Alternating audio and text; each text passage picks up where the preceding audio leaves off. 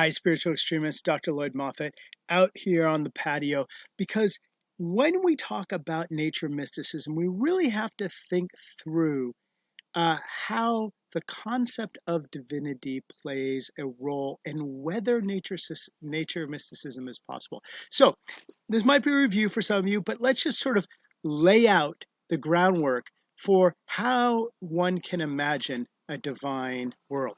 I mean, the first basic question is there anything divine beyond this world? Yeah, is it the world fundamentally atheistic or theistic? Let's grant now that there is something greater than us in the world. Well, then you have to ask about what's its internal structure. That is it a single thing?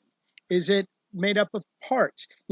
It could be absolute monotheism. This is the tradition of Islam and to a certain extent Judaism as well, that there's only one thing in the divine world, and that is God. Is it a qualified monotheism, that there is only one divine source, but that divine source may play itself out in a variety of different forms? You see this, for example, in Vedanta Hinduism, where Brahman can take the form of many gods. You see this in Kabbalah, as we saw, that the monotheistic God can have many parts. Even to a certain extent, the understanding of the Trinity in Christianity: one source, multiple forms. Is it dualism?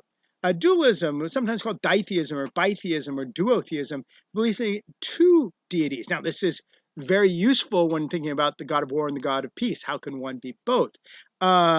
And so this was a one way to deal with the world. Or is it polytheism? That is, there's many divine sources, and divinity itself is refracted into lots of different separate divinities that don't interact with each other. Now, it could be that's henotheism.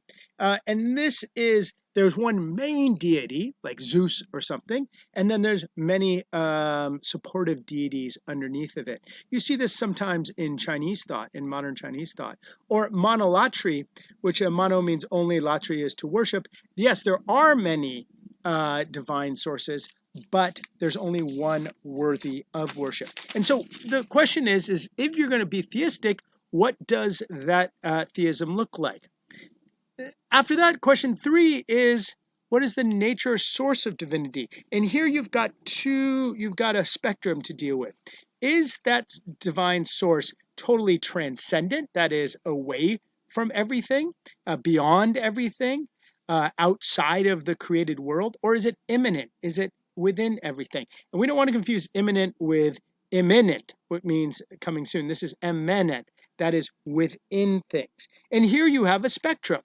Option 1 would be deism. Deism is that God is totally transcendent, beyond all of creation, and does not come into creation. This is the perspective of most of the founding fathers, that yes, there is a creator, but that creator created the world, set down the laws, and then just let the world go. This is sometimes called the divine watchmaker theory, because God makes creation like a watch, winds it all up, and then lets it go, and then does not get into the world. That is, God may look at you from the outside, but God does not interact with the world. God just set up the rules and let the world run. Option 2 is providential theism. This is your sort of typical understanding of a theistic God. That is, God has providence, God has a will, and God sits outside of the world to interact that world. He created the world and sustains it, or she did, or they did. But and God guides the world, and thus God can intercede in the world anytime God wants. God can change the rules, come in on one side or the other. So providential theism means there's a God out there, primarily transcendent, but can go into the world when the world needs it, or whenever he, she, it wants to. Option C is panentheism. That is, there is a God out there, but that God is within all things. It's within the world. So God's transcendent and immanent. But divine is not just the sum of the world. So the deity out there is also infused within things.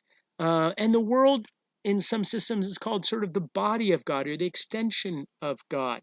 And you see this in things like William Blake: to see the world in a grain of sand, heaven in a wildflower, hold infinity in the palm of your hand and eternity in an hour. This is a notion that the divine source is within everything. So yes, you can search for the divine outside of creation, but you can also find the divine within creation.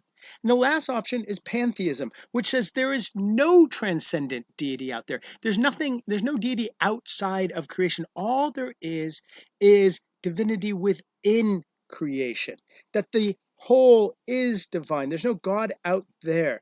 God is the sum of the living things here.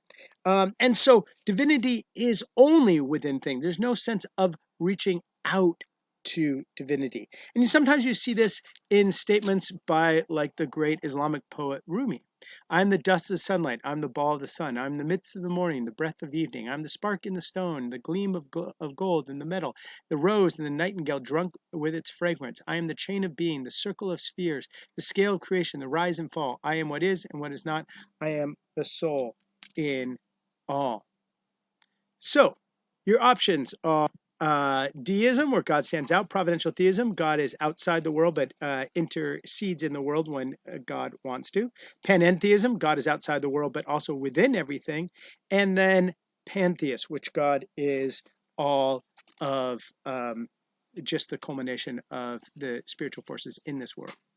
Question in studying nature mysticism is what vision of the divine world is most likely to create mysticism. And here the argument, it's pantheism. I mean, there's nothing outside to unite with, but you can unite with the world itself. Panentheism is a possibility as well, because you could unite with those spiritual forces in nature. But it strikes me it's harder the more transcendent you get, because then the world itself may be a vehicle to connect with that transcendent God, but it's not the deity itself. And so the argument here is a pantheist or panentheist view of the divine world is the most likely to be the source of nature mysticism.